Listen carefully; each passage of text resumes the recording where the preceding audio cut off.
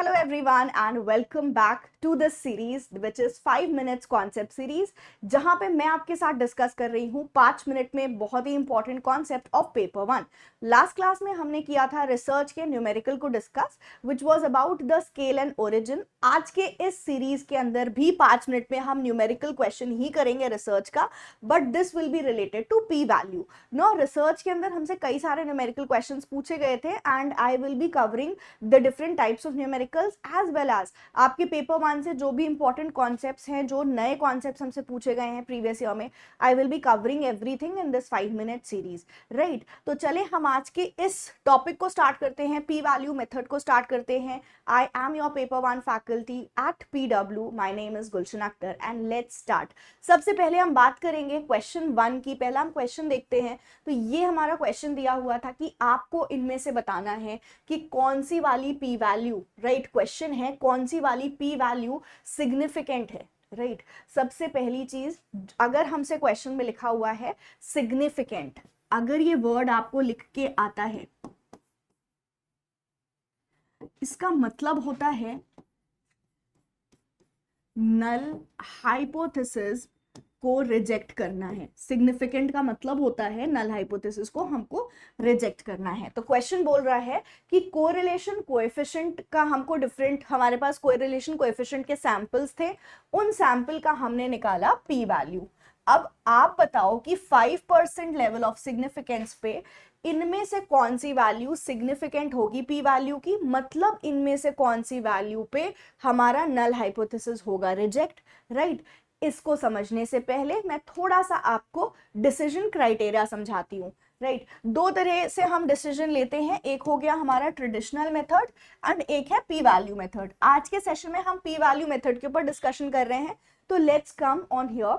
And अगर मैं P value की बात करूं तो रूल इसका है कि अगर आपकी पी वैल्यू स्मॉल होती है, स्मॉल पी, तो आप रिजेक्ट करते हो, एंड अगर आपकी जो P है वो बड़ी होती है तो हम क्या करते हैं, एक्सेप्ट करते हैं।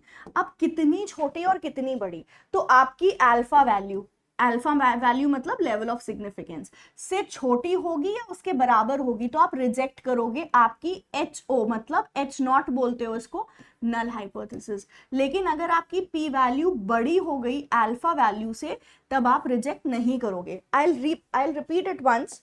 यहां पर फिर से हम एक बार देखेंगे। अभी हमने डिस्कशन किया कि अगर आपकी जो पी वैल्यू है वो छोटी होगी, किससे, अल्फा से। अल्फा मतलब लेवल ऑफ सिग्निफिकेंस, राइट। तो पी छोटा हो या बराबर हो अल्फा से, तो आप क्या कर देते हो, रिजेक्ट कर देते हो।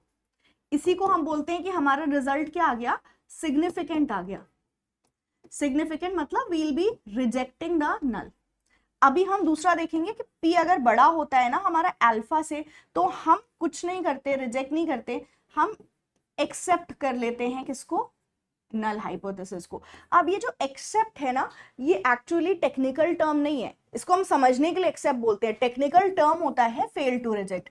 ये भी एक इंपॉर्टेंट पॉइंट है, फेल टू रिजेक्ट। ये प्रीवियस ईयर क्वेश्चन में पूछा गया था कि अगर एक कंडीशन दी थी और बोला था इस कंडीशन में नल हाइपोथेसिस को क्या करेंगे, फेल टू रिजेक्ट या रिजेक्ट, राइट। तो don't get confused, fail to reject का मतलब होता है आपका एक्सेप्ट करना, दैट मींस हम रिजेक्ट नहीं कर रहे हैं।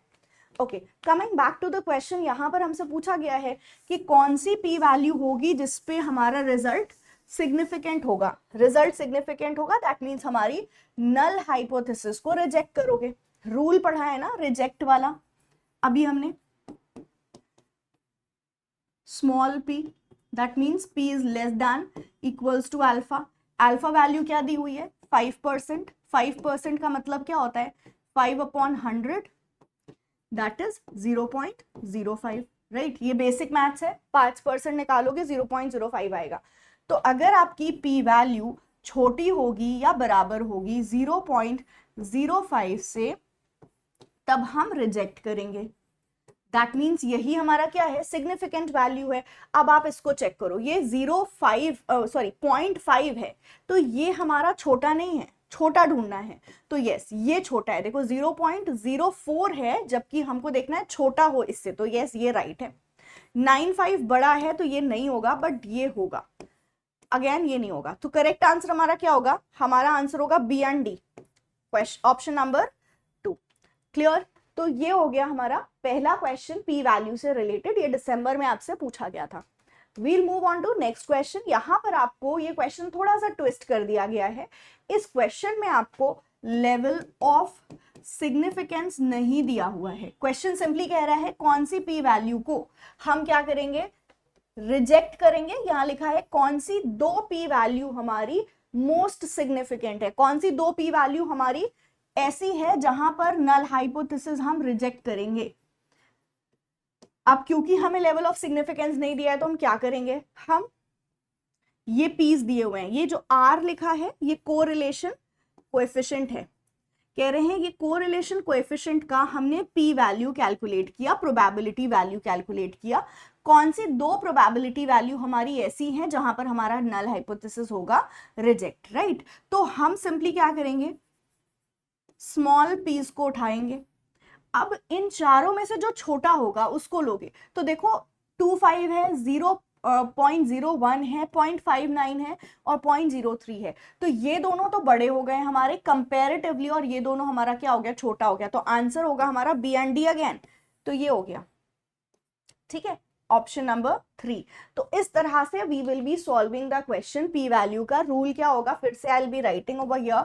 पी वैल्यू का जो रूल होगा जब हम डिसीजन लेते हैं, तो अगर मेरी जो पी वैल्यू है वो लेस है या बराबर है अल्फा से, तो ऐसे केस में रिजेक्ट करो। इसी को हम बोलते हैं कि हमारा रिजल्ट होगा सिग्निफिकेंट। एंड अगर मेरी पी बड़ी है अल्फा से, तो ऐसे केस में मैं क्या करती हूं, फेल टू रिजेक्ट। एंड अगर आपके मन में अभी डाउट आ रहा हो कि भाई पी वैल्यू क्या होती है, ये तो बताया नहीं, तो पी वैल्यू का मतलब है प्रोबेबिलिटी वैल्यू।